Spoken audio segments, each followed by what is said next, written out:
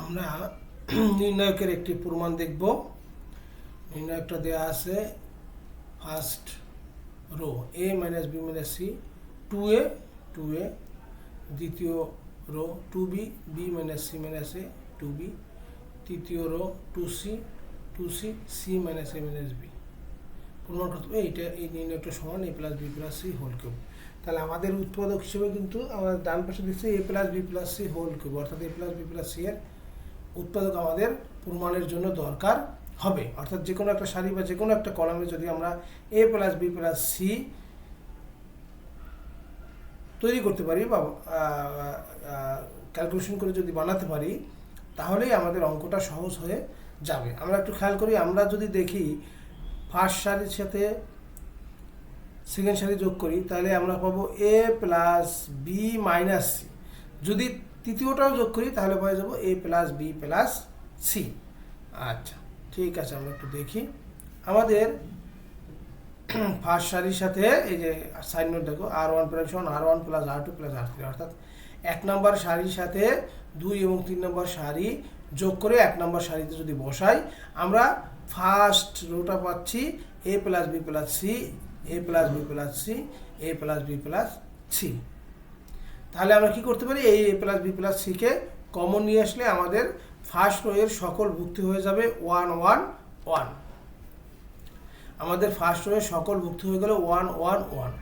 আমরা কিন্তু বারবারই বলেছি, যে কোনো একটা সারি বা কলামের ভুক্তিগুলোর মধ্যে দুইটা ভুক্তিকে যদি আমরা শূন্য করে দিতে পারি, তাহলে ওই সারি বা কলামের সাপেক্ষে নির্ণয় করা আমাদের জন্য সবচেয়ে সহজ।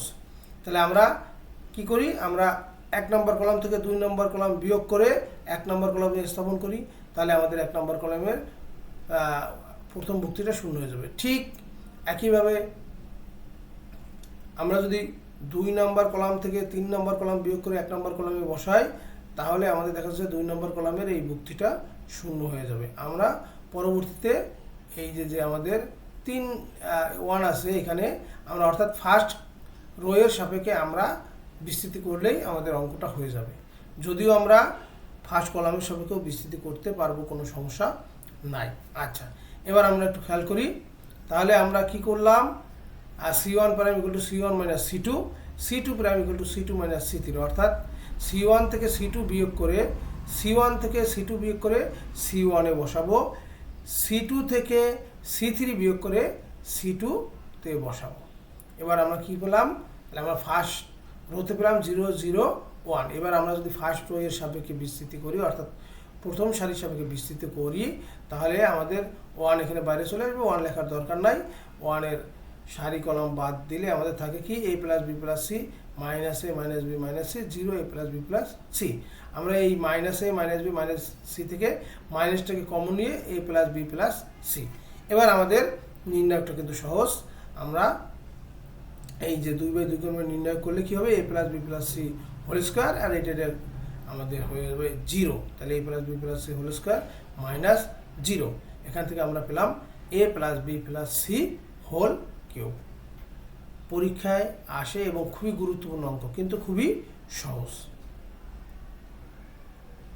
তোমরা ভালো করে একটু যদি কথা শুনো, অবশ্যই এই অঙ্কগুলো করতে পারবে। সবাইকে অনেক অনেক ধন্যবাদ।